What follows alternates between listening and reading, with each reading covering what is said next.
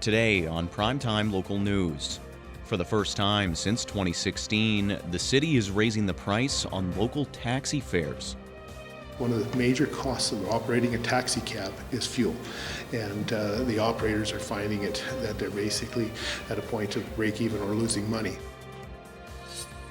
The Bonnyville Pontiacs have announced the hiring of 2 new staff members. Plus, an indoor garage sale at the Lloyd X is raising money for a local church.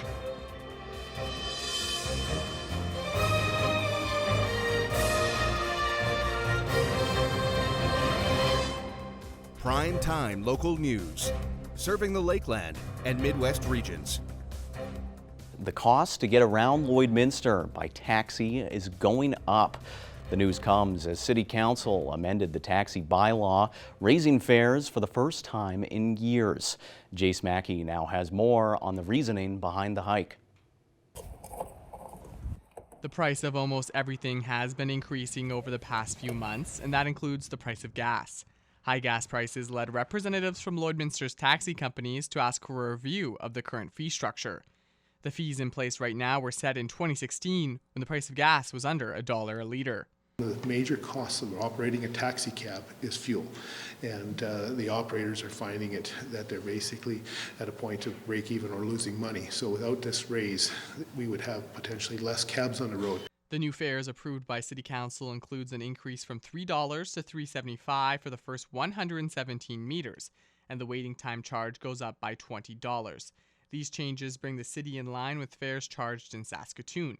Mayor Albert says this increase was necessary as costs go up. They cannot absorb the rates, the increases, because we haven't seen a taxi cab fare increase in 5 years. And I think we can all realize that costs of certain items have gone up in the last 5 years, including vehicles, tires as well, and of late is their energy costs. The city will also feel the costs of the increase through the senior taxi program. The city expects to pay $35,000 more for the program this year. A cost that needs to be incurred, but again, it's a service that we're very proud of. Our seniors are very beneficial, or benefit from it, and do express that. And it's an opportunity to help them with their transportation needs. For Primetime Local News, I'm Jace Mackey. Changing gears, Grace United Church's spring sale is back and entering its final day with trinkets, books, and appliances all up for grabs. Because of COVID, we haven't had one since the fall of 2019, so we have accumulated a lot of product. The sale was made possible via a slew of volunteers. Proceeds will be used to fund programs and services at Grace United Church. As the tables enter their final day, a final sale will coincide. Tomorrow we offer a fantastic sale. You fill a bag or a box and you give us a donation. And so it helps us lower our levels of product, and it helps individuals along the way. The spring sale is open tomorrow from 9 a.m. to 2 p.m. If you're interested in checking it out, you can head on down to the Wild Rose Pavilion at the Lloyd X. The Connect Club of Lloydminster is wrapping up its 50/50 fundraiser, and our Shelby Clark has details on how you can get your ticket. Joining us today for Primetime Local News is Bailey Blackwell with the Connect Club of Lloydminster. So thank you so much for taking the time to be able to speak with us. Yes, thank you for having us. Of course, no, we're glad to be able to have you on here because your group is having a 50/50 right now for everybody watching. This one is called Lloyd Loves Local Gift Card 50/50. And I just wanted to ask, is this an annual fundraiser or is this the kind of the first year for this? No, this is actually the first year we're doing this fundraiser. So yeah, we're really excited to just have something new and see how the community likes it. Oh, perfect. So this is a new fundraiser for your club. So let's start off as well with just talking about what's all involved in this. For people out there that may not be aware of this, what are the proceeds going towards exactly, and how does this fundraiser work?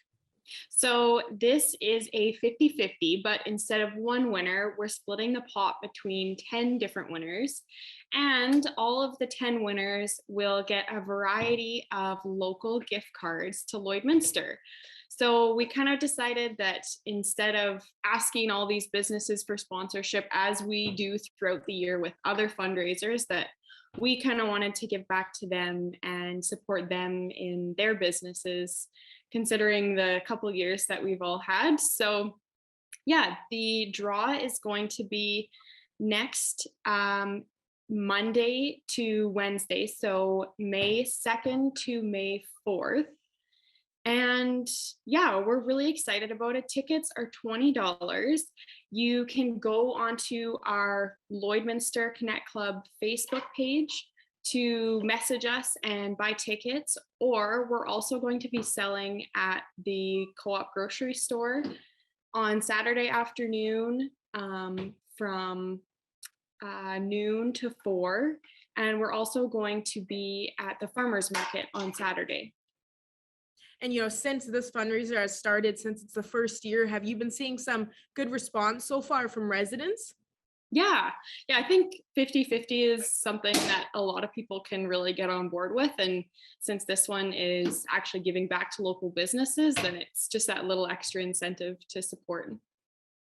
And with seeing how strong that support has been so far, are you hoping to have this as an annual fundraiser for the Connect Club of Lloydminster? I think definitely we would like to make this an annual. I mean, we have a list of businesses that we're hoping to purchase gift cards from, and if we can grow this every year, then we can support even more businesses in Lloydminster by purchasing gift cards from them. And I think that's just a really, really positive effect that we can make. And how did this idea originally come up for the Connect Club of Lloydminster to have this fundraiser? What really inspired this idea to kind of help out with local here? Really, it was just, okay, we took a look at all of the businesses that support us in so many fundraisers that we have. And we just decided that we need to give back to them instead of asking them for sponsorships. And I just want to add again, lastly, where people could find more information. I know you already kind of brought it up, but can we expand a bit more in case they may have missed that a website and your Facebook page? Yeah, absolutely. So our Facebook page is the Connect Club of Lloydminster. Definitely just message that Facebook page and we can hook you up with some tickets. Awesome. Well, I really think it is great that the Connect Club is looking out for local here in Lloyd. So for everyone watching, make sure to go check out their Facebook page and go get your tickets for their 50-50. And once again, thank you so much for joining us today, Bailey. Thank you. Now we will check in with Shelby Clark for hopefully some optimism in regard to this week's forecast.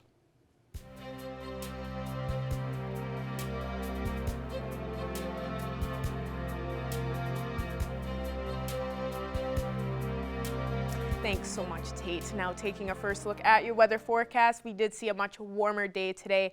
We are sitting at 12 degrees right now here in the border city. We're seeing a mix of some sun and cloud, and we saw that sun peeking behind those clouds quite a bit today. If you stepped outside, you could feel that nice warmness on your back if you were outside whatsoever, but make sure you are getting out there and enjoying this nice weather, and we will be seeing some even warmer temperatures coming up here for our weekend. And now switching over to temperatures across the region for Alberta and Saskatchewan. On the Alberta side, we are seeing those double-digit temps, which is really good to see. We are warming up quite a bit as we feel that spring season slowly move in here. We are seeing a lot of 11 degrees on the map here, 12 degrees down in Wainwright, while it is 13 in Vermilion, 10 degrees in St. Paul and up in Lac La Biche, and Cold Lake is as well, just hitting that 13-degree mark. And now switching over to our Saskatchewan side, they are seeing kind of the same temps as we are seeing on the Alberta side, so they've definitely warmed up quite a bit. Most spots are seeing 11 to 12 degrees on this side, 13 in Meadow Lake, while it is 14 degrees down in North Battleford. And for North Battleford, from that 14 mark, they will be cooling down to -3 for their evening low. So they will be cooling down quite a bit from what they are used to earlier on in the week. They will still be seeing quite a warm night for their evening. And then tomorrow they will be seeing 16 degrees. So they will be warming up quite a bit, seeing a beautiful temperature, but they will be seeing a high chance of some showers right in the morning there to kind of clean things out. So it's not too bad, but they will be seeing a beautiful day still to start off their weekend. Switching now to Cold Lake, the be cooling down to -1 for their evening low, so they will be cooling down quite a bit from what they are sitting at, but still seeing a beautiful evening. Then tomorrow they will be seeing 12 degrees, so kind of the same as what they saw today, and they will be seeing a little bit more sun peeking behind those clouds. And for us, the border city, we'll be seeing -1 for our evening low, so we will be seeing a nice evening, I would say, as well. And then tomorrow we will be seeing a warmer temperature at 14 and be starting off our morning once again with a high chance of some showers. Then we will see a much sunnier day to start off our weekend. And now, just want to add again, we still have our Mother's Day contest going on, so make sure you do check out our Facebook page to our post. You can comment a beautiful photo of your mother and mention her name and describe why she deserves this in 10 words or less, and you can win a $500 gift card to Sleep Country. That's all I got for now. Our Tate Laycraft will have more news coming up after the break.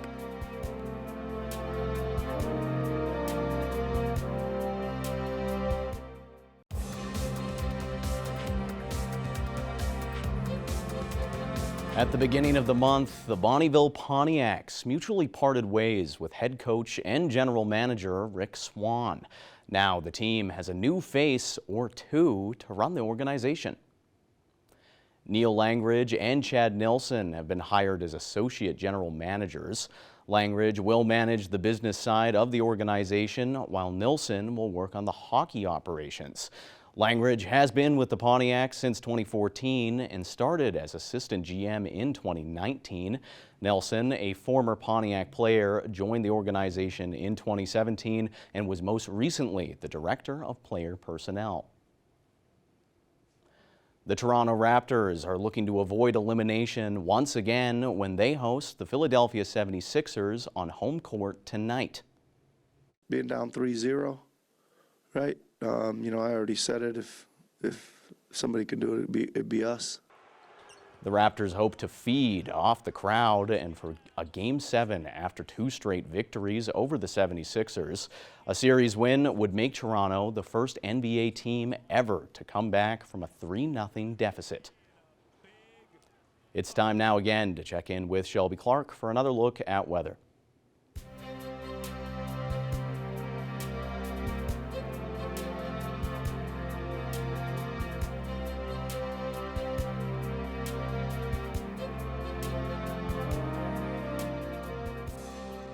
Thanks so much, Tate. Now taking another look at your weather forecast. We'll be checking out the central zone, starting off with that of the provinces here we are sitting at. And on the Alberta side, we are still seeing some nice warm plus temperatures. Only some spots are only seeing those double digits, but we are still seeing not too bad of temperatures. 11 and 12 in Red Deer and Edmonton. It is 13 in Cold Lake, while the rest are seeing those single digit points. 9 in Rocky Mountain House, while it is 8 in Athabasca and over in Jasper, and 7 degrees in Edson and Whitecourt. Now switching over to our Saskatchewan side, they are seeing much warmer temps compared to the Alberta side. As you can see, most spots are in the double-digit range, even getting close to that 20-degree mark. Down in Saskatoon, especially sitting at 17, 14 in North Battleford, as well as in Prince Albert, while Melfort is twinning with us here in the border city at 12 degrees, and it is 13 that is twinning with Cold Lake at 13. Now moving over to our northern region now of our provinces, we are seeing some slightly warmer temperatures on the Saskatchewan side here as well. 12 degrees in both Buffalo Narrows and La Loche, while it is 11 in South End and down in La Ronge. It is 9 degrees in most spots on the map, and over in Wollaston Lake they are just hitting 7. And going over to this end here now, they aren't seeing as warm temperatures as we expected to see. They definitely are looking a lot cooler compared to the other end here. Grand Prairie and Slave Lake both at 3 degrees. It is 2 in Peace River, while the 7 in Fort McMurray, and the rest are just hitting that 9 mark. And going over to our southern region now to check them out, they are looking a lot warmer, the double-digit temps. They aren't seeing as warm as our Saskatchewan side over in the central zone. So they are seeing slightly cooler, but compared to us in the central zone on the Alberta side, they are looking a lot warmer. 14 in Medicine Hat, while it's 12 in Lethbridge. Calgary and Coronation are at 10 and 11 degrees, and Banff is looking the coolest, just hitting 7. And going over to the Saskatchewan side here now, they are looking a lot warmer. Moose Jaw is almost reaching that 20 mark as well. 16 in Regina, while it is 13, 14 at Swift Current and Kindersley. 11 over in Yorkton, and Estevan is reaching that coolest mark there with 9 degrees. Now, going back across the region, the same way we'll expect throughout our evening and throughout the night, I think we'll be seeing some pretty good temperatures for our evening low. In most spots, as you can see, we will be just hitting that evening low of -1. Wainwright will just be hitting that 0 mark, and Unity will be seeing the coolest with a low of -3. So we will be seeing those single-digit temps for our evening lows. Not too cool, but we won't be seeing a high chance of of course, some flurries or some showers tonight. So I think we will be seeing a beautiful evening. And if you want to take advantage, get out there and enjoy it, I would suggest it, because we are seeing these evening lows get more and more warm as we get more into the spring season. And now, looking at our 3-day forecast for here in the border city, we will be starting off our weekend pretty warm at 14 on Friday. Tomorrow, we will be seeing a little bit more sun peeking behind those clouds, although we will be starting off with a high chance of some showers. We will be seeing that sun come out a little bit more throughout the day. Then Saturday and Sunday, we'll be seeing 13 throughout the weekend, so we will be seeing a beautiful weekend coming up here. Now, looking at the Mother's Day contest here, as I was saying before, make sure to go check it out on our Facebook page. You can win a $500 gift card to Sleep Country for your beautiful mama. So make sure to comment a photo of her and mention her name, and in 10 words or less describe why you think you deserve to win this gift card. We will be picking winners next week. That is another look at your weather forecast. We'll have more news coming up after the break.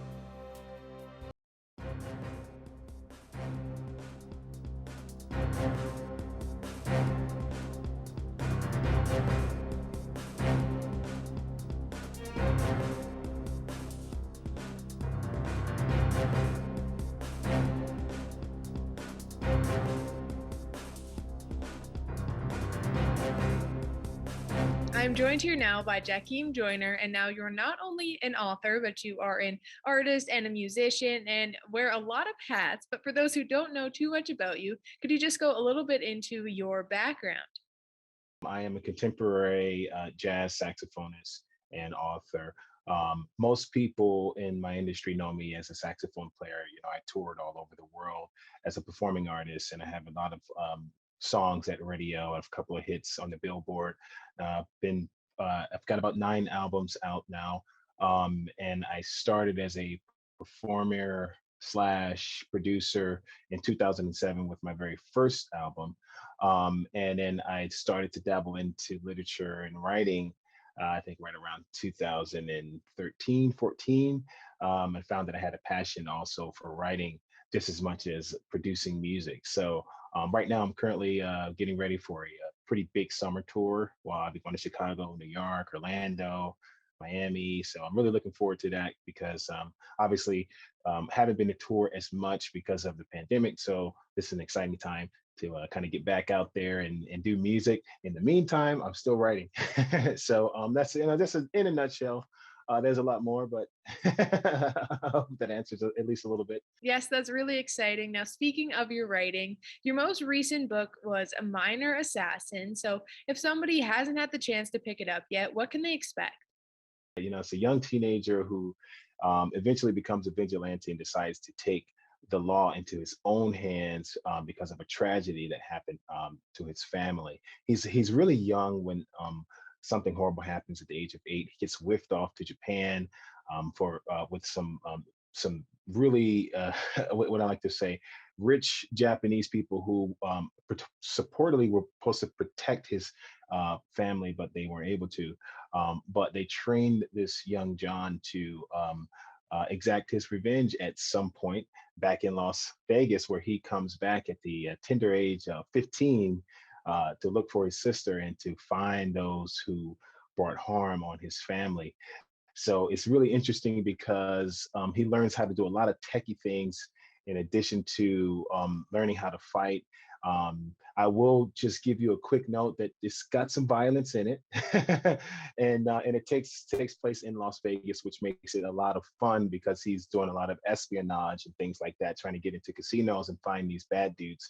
So it turns out that the detectives are looking for the same bad guys that he's looking for, except for he finds them first. Yes, that sounds really interesting. And this book came out in 2020. So just what have you heard from fans throughout that time?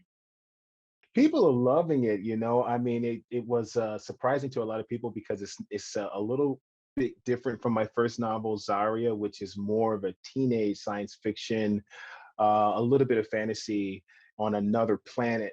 But Minor Assassin is more real world because it kind of deals with real tragedy and, you know, real police and detectives. So it's one of those kind of mystery suspense books that that you would be like, wow, I wonder what's going to happen. And it is kind of real world, unlike Zaria, which a lot of people know me for that. So, but it still deals with a teenager, which one of my fans did ask me, what is my obsession for writing roles for teens? I don't know, So the first teen was Zaria, and she's a girl, and now John is a boy. But I just kind of like, everyone underestimates the teenagers, and they think they're stupid and they can't do things. And I kind of wanted to challenge that. People really loved it. They enjoyed the book. I've been getting tons of feedback from Minor Assassin, and some people have even asked me, am I going to turn it into a series? Because the book kind of hints at other teenagers around the world who are starting to coalesce behind this faction from Japan that is trying to take on crime worldwide. So something that I'm thinking about in the future. That's really great to hear. And you mentioned earlier about your tour and just about some of your music. So how does it feel for you to be able to get out and perform again? It was so amazing because I just left. I was recently in Orlando and Boca Raton, Florida, and it was just amazing crowds. And some people hadn't seen me since 2019, which is crazy because I'm always going to Florida every year. And I was really cool to see some of the fans again and see their smiling faces and then see the big audiences again and perform. Honestly, I just had so much energy I had never seen before. And they could see it. I could feel the energy from the audience. So it was really good to get back out there, and everyone is really excited for me to get back on the road again this year and to kind of keep it going, because it really sucks that the pandemic kind of put a damper on a lot of the music, the live music at least. So honestly, I'm just really excited to get back to it. And if anyone wants more information on you and your music and your books, where should they go?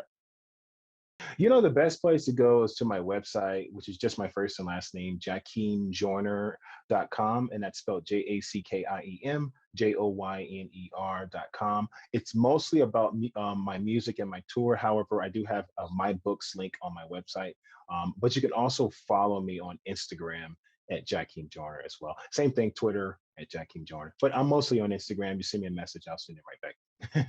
Thank you so much for your time today, Jackie. Ending the show on a personal note. This is my last broadcast with Primetime Local News, so I just wanted to say for anybody who ever sat down with me, did an interview, maybe you said hello at the grocery store, anything along those lines, I really appreciated it. I've appreciated all my time here, and I've appreciated the opportunity to stand in front of you and read the news and tell stories. So thank you very much on behalf of myself and all of us here at Primetime Local News. One final time, I'm Tate Lakecraft, signing off.